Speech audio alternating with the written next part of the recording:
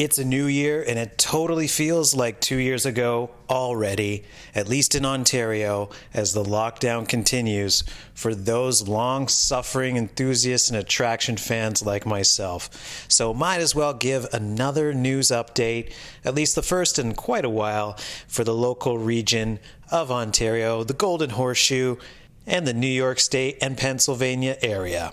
First off, though, we have to talk about Quebec, and that is in Ronde.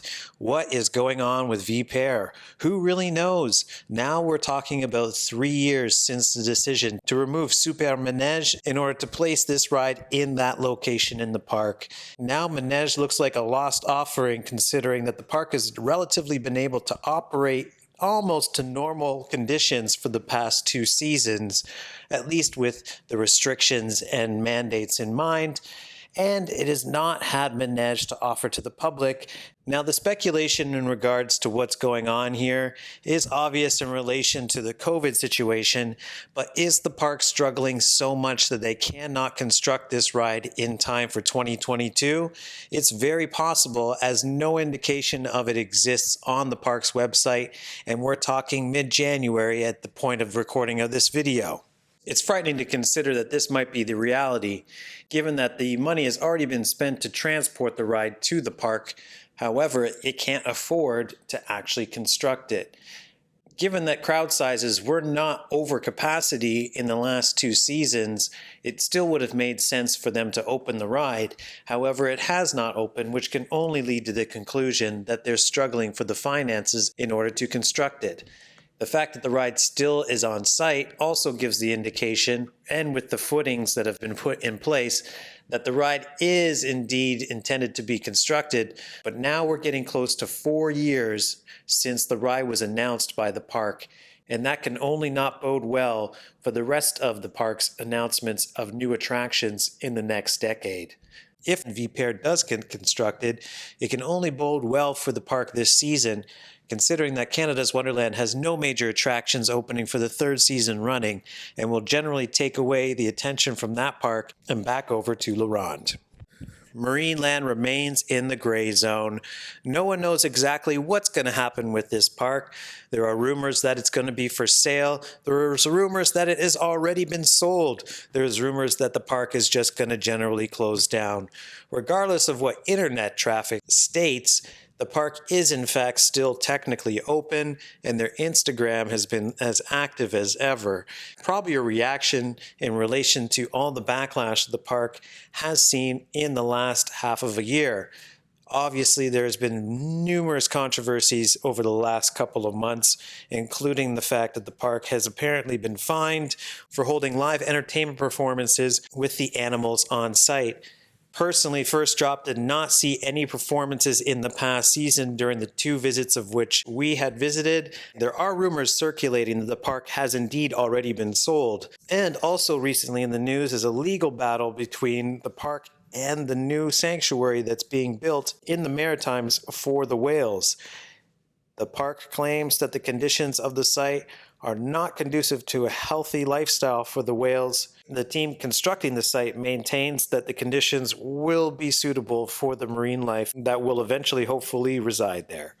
If not faced with any major difficulties, the sanctuary should be in place by 2024, which would be a welcome relief from all sides if Marineland were able to move their animals to the sanctuary and allow them to focus on the future as a themed attraction, and a strong and probably significant one as it could be in the Niagara, GTA, and beyond region, as the world, as indicated many times, goes to Niagara Falls anyway, and they're looking for many attractions in the area. The next has already been announced for the Clifton Hill area, as at the IAAPA Expo just recently in Orlando, the surprising announcement was made by Triotech, the creators of Wonder Mountain's Guardian, along with Primeval, yet to open at Lagoon in Utah. In advance, likely of even that ride, will be Carnival Chaos, opening in a former arcade location next to the Niagara Speedway. This attraction is a 4D simulator ride, similar to the new Spider-Man attractions opening up at Disney World in Paris and LA. However, Triotech appears to be offering a much more compact and affordable version of that ride that already comes in various themes and also 2 different sizes of installations. The Niagara Falls location will be the larger of the 2, which will be its debut in the world and proves to be an exciting new attraction again for the Clifton Hill and Niagara area. Overall, the future of this street is looking quite buoyant, as now you have some significant investments into the park from an attraction standpoint, even with the pandemic going on. I should say that from a recent experience at Clifton Hill, but only briefly during the holiday period, there was no shortage of patronage for any of the attractions, and the area appears busy as ever pre-lockdown, of which we are in right now. Canada's Wonderland has still not provided any official details of the restaurant that has now been announced opening on the Yukon Striker / Vortex Hill of the park. It is sad to see this section of the park being consumed by a large building, considering that International Festival, or at least the International Theater, is right next door, as well as the demise of the original Everest / Cookie Cafe right next to the mountain. However, this is an exciting project, and they do need some more balcony space and scenic areas in order to attract park goers to different areas to relax. Also, as has been proven by Winterfest, there still is a bit of a lack of interior spaces within the park and event spaces, of which I'm sure this building will serve. Despite it being a prefabricated construction, I'm sure it is going to look quite impressive next to the mountain, along with its Yukon Gold Rush theming, which should fit the park, at least in that section, perfect, and really bring to life the Frontier Canada aspect of that section of the park. And now, with great displeasure, we have to pay a eulogy to Blue Streak.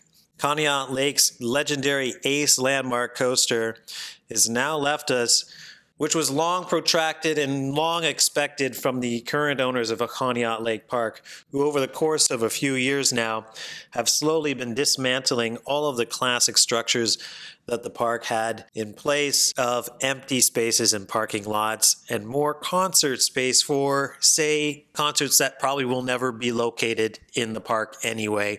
It appears that Conneaut Lake Park is indeed coming to an end, as there are only 2 attractions left functioning on site, and even those attractions, primarily the Devil's Den, of which the chief constructor and operator of has just announced on his Facebook page that he's ending his association with the ride and is no longer employed by the park. It's a very sad end to what we expected for many years now.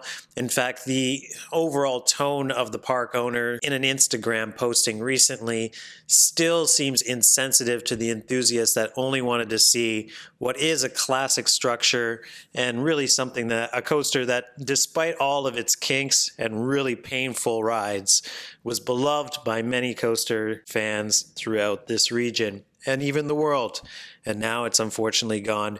The coaster was already being torn down as per permit, as the owner expressly stated in their Instagram post. However, a fire broke out during this process, of which pictures that have now draped the internet have caused hysteria within the enthusiast community, despite the fact that we knew this was coming anyway. It is really sad to see it go, especially since I only got to ride this ride once. You never, ever, ever second guess yourself when you say, should I get that second ride? As I saw a little bit of a line for the Blue Streak as I was leaving the park during Ghost Lake and decided not to take a second ride on it. I said, I'll come back another year. It looks like its future was actually in good shape at that point. It seemed like it at that point. It certainly wasn't to be. Farewell, Blue Streak. I also have to end on another dark note, as another significant figure in the Ontario, Canadian, and really global architectural landscape has passed away as of only yesterday at the recording of this video. Ed Zeidler, architect and constructor of many landmark Ontario, Toronto, and Canadian buildings, has passed away at a very ripe old age of 95. He leaves us with many landmark attractions still in place, including the Ontario Place pod buildings, the Eaton Centre, and Canada Place in Vancouver. It's really a great life and a great history that he's left in Toronto, a very unique collection of buildings that really have no other that parallel them in the world. The original aesthetic of these buildings, the light and airiness of them, the use of glass, the use of white and lack of color, really brought an openness and freshness to architecture at a very claustrophobic time in the 60s and 70s. He really is a giant in the industry, especially in the Toronto region and beyond, and his legacy should be protected. The later years of Zeidler's life were spent fighting to maintain many of the structures that he originally built. Some of these, unfortunately, have been lost, including the original Ontario Place Forum.